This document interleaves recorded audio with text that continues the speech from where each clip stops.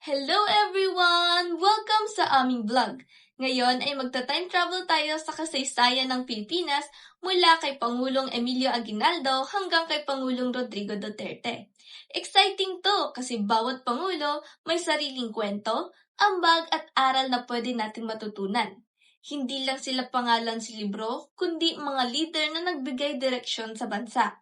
Kaya, samahan niyo kami sa aming paglalakbay na ito. Ano? Tara!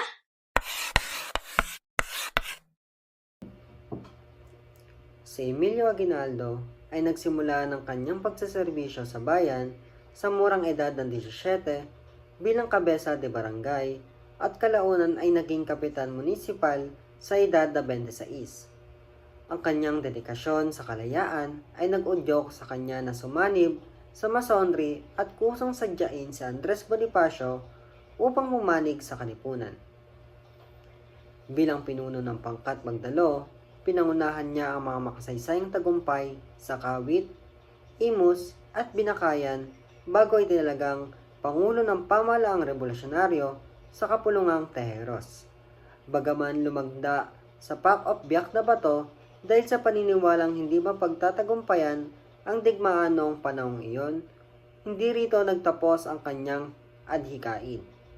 Itinatag din niya ang Asociación de los Veteranos de la Revolución upang matiyak na ang nakipaglaban sa mga Kastila at Amerikano ay makakatanggap ng nararapat na benepisyo. Kilala bilang isang leader na hindi kailanman nakatikim ng pagkatalo sa politika. Si Manuel L. Quezon ay nagsimula bilang gobernador ng Tayabas bago naging resident commissioner sa Kongreso ng Estados Unidos, kung saan maigpit niyang ipinaglaban ang kasalinlan ng bansa. Bago ang kanyang makulay na karera sa politika, nagsilbi muna siyang tenyente, kapitan at mayor sa Hukbo noong Rebolusyong Pilipino at Digmaang Pilipino-Amerikano sa ilalim ni General Aguinaldo at General Mascardo. Sa kanyang panunungkulan bilang Pangulo ng Commonwealth, binansagan siya ng ama ng wikang pambansa dahil sa pagtataguyod ng wikang Pilipino bilang simbolo ng ating pagkakaisa.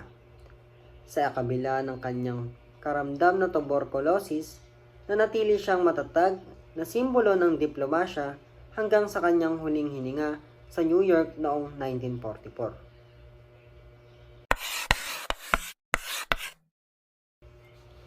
Si Jose P. Laurel ay isang natatanging scholar at abogado na nagtamo ng doktorado mula sa mga prestihiyosong universidad tulad ng Yale sa Amerika at Tokyo Imperial University sa Japan.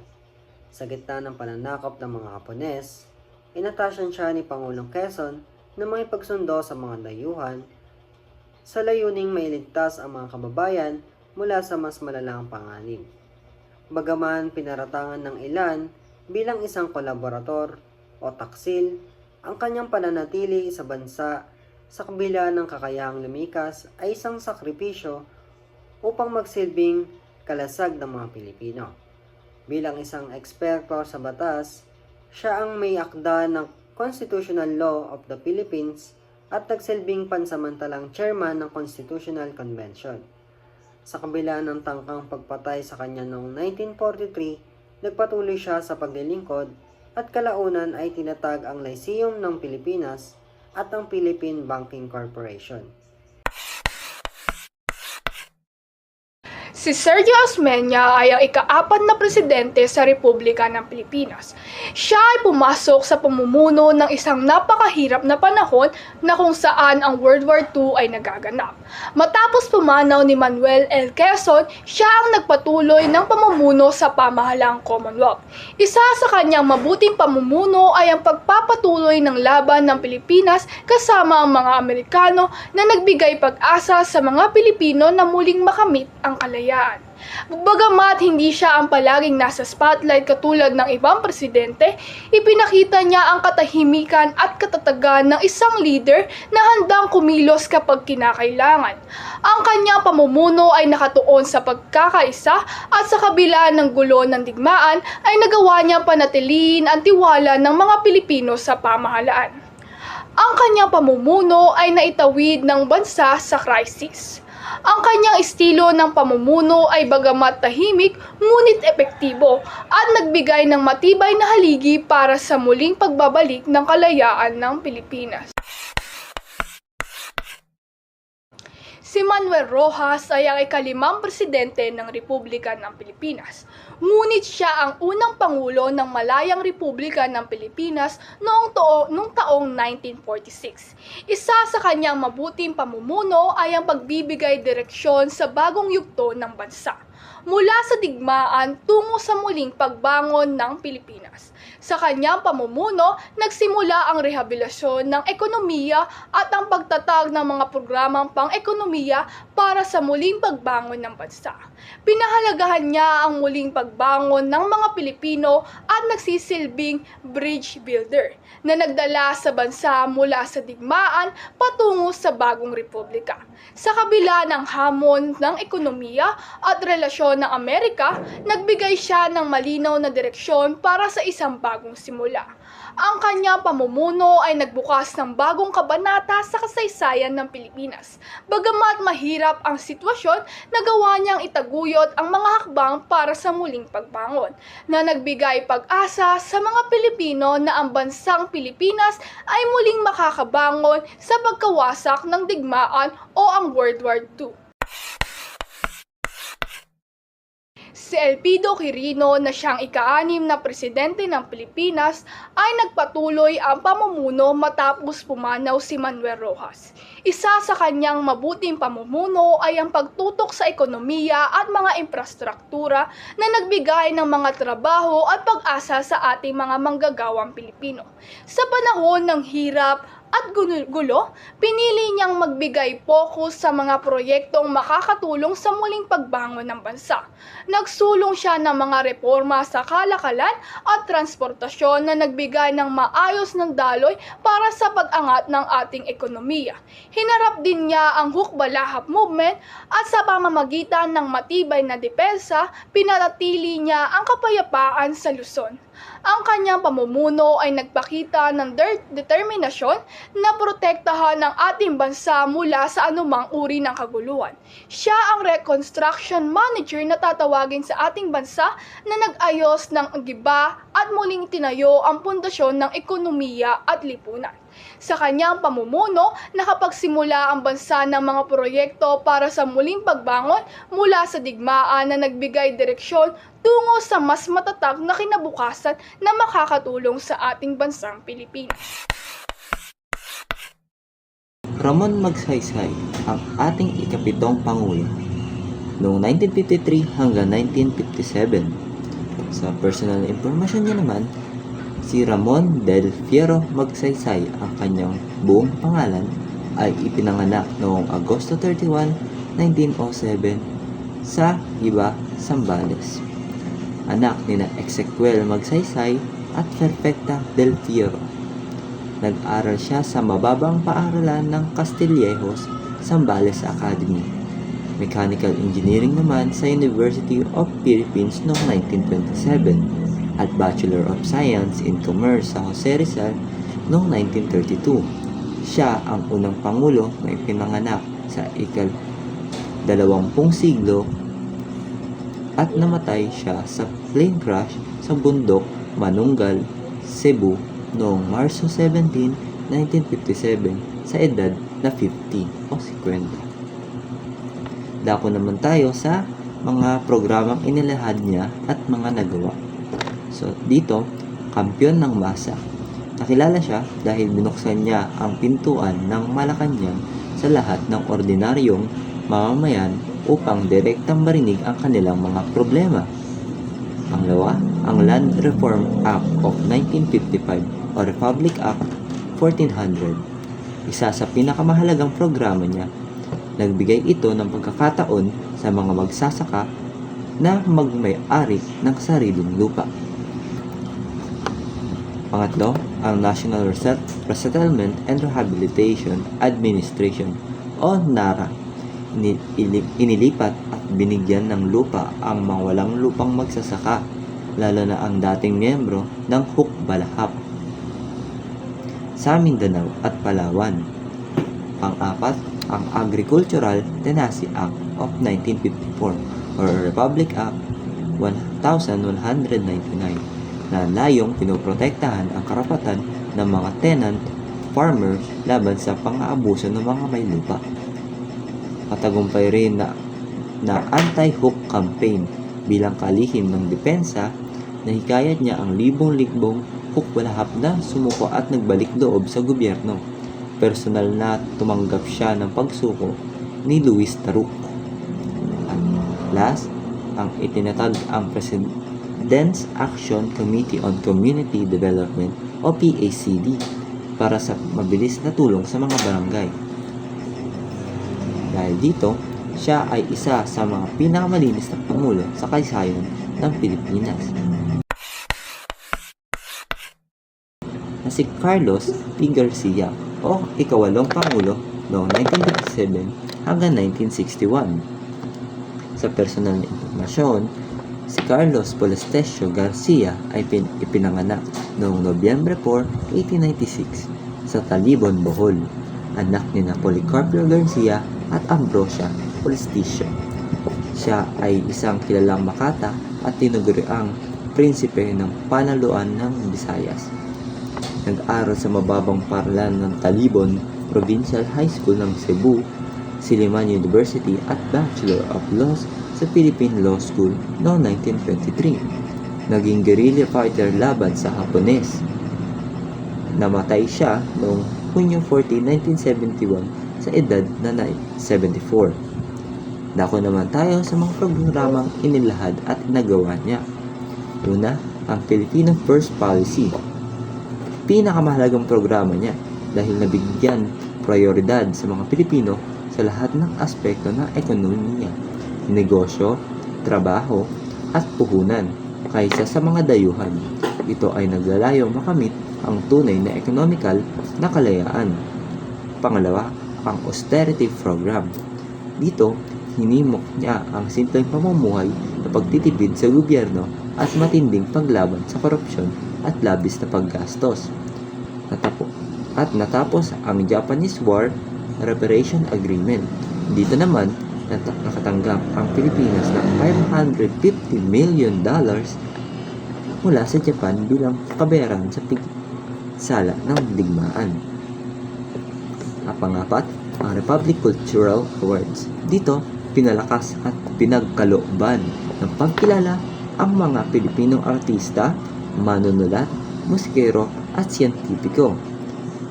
At ang last, ang patuloy na pagpapalakas ng relasyon sa ibang bansa habang pinapanatili ang soberanya o Bolen-Serrano Agreement. Dahil dito, mas makikilala natin siya dahil siya ay nagbigay diin sa nasyonalismo at Pilipino muna sa lahat ng bagay.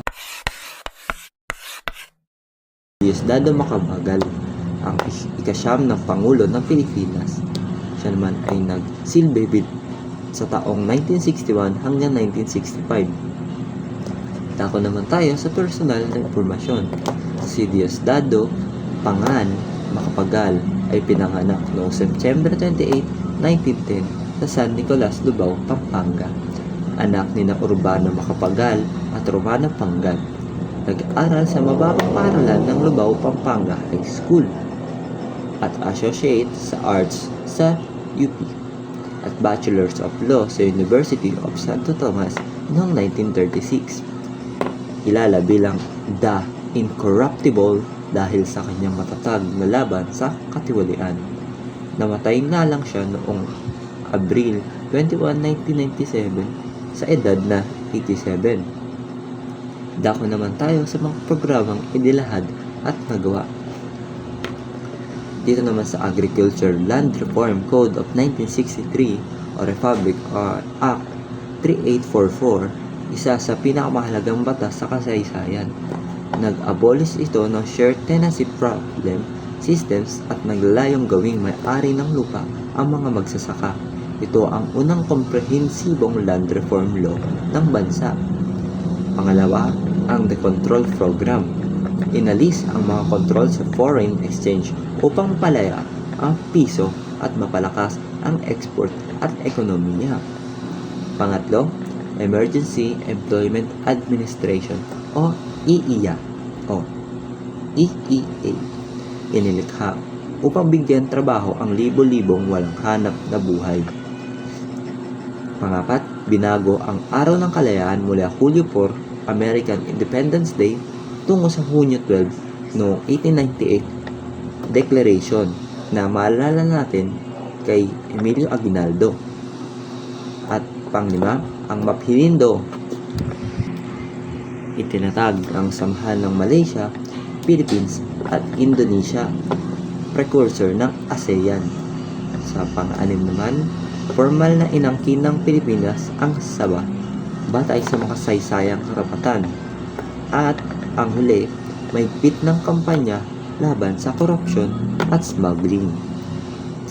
Dahil dito, nakilala si Diosdado Macapagal dahil siya ay patuloy na tinatawag ng kampiyon ng masa dahil sa malalim na pagmamalasakit sa mahihirap. Si Ferdinand Marcos ay nagsilbi mula 1965 hanggang 1986, ang pinakamahabang pamumuno sa kasaysayan ng Pilipinas. Isa sa kanyang mabuting pamumuno ay ang pagpapatayo ng malalaking infrastruktura tulad ng Cultural Center of the Philippines at San Juanico Bridge na nagbigay ng trabaho at modernisasyon. Bagamat kontrobersyal ang kanyang termino dahil sa martial law, ipinakita niya ang kakayahan na magpatuloy ng mga programang agrikultura gaya ng Masagana 99 na nagbigay ng pagkain at kabuhayan sa maraming Pilipino. Ang kanyang pamumuno ay nagpakita ng matinding disiplina at determinasyon na nagbigay ng direksyon sa bansa sa panahon ng krisis. Si Corazon Aquino naman ay naging pangulo mula 1986 hanggang 1992, kilala bilang ina ng demokrasya. Isa sa kanyang mabuting pamumuno ay ang pagbabalik ng demokrasya matapos ang makasaysayang People Power Revolution. Sa ilalim ng kanyang pamumuno, naitatag ang 1987 Constitution na nagbigay ng proteksyon sa karapatang pantao at muling nagpatibay ng tiwala sa pamahalaan. Bagamat galing siya sa pagiging simpleng maibahay, ipinakita niya na ang tapang at malasakit ay sapat para maging simbolo ng pag-asa at pagkakaisa ng mga Pilipino. Si Fidel V. Ramos naman ay naging pangulo mula 1992 hanggang 1998. Isa sa kanyang mabuting pamumuno ay ang pagpapalakas ng ekonomiya na nagdala sa Pilipinas sa tinaguriang Tiger Economy of Asia. Nagsulong siya ng peace talks sa Mindanao at nagpatupad ng mga reforma sa infrastruktura at privatization ng ilang industriya. Ang kanyang pamumuno ay nagpakita ng progresibong direksyon na nagbigay ng modernisasyon at mas matatag na ekonomiya. Siya ang naging simbolo ng Builder of Progress na nagdala ng bansa sa mas maunlad na yugto. Una ay kay Estrada, siya ay nakilala sa pagiging makamasa na nagbigay boses sa karaniwang Pilipino at nagbigay diin sa kahalagahan ng malasakit sa mahihirap.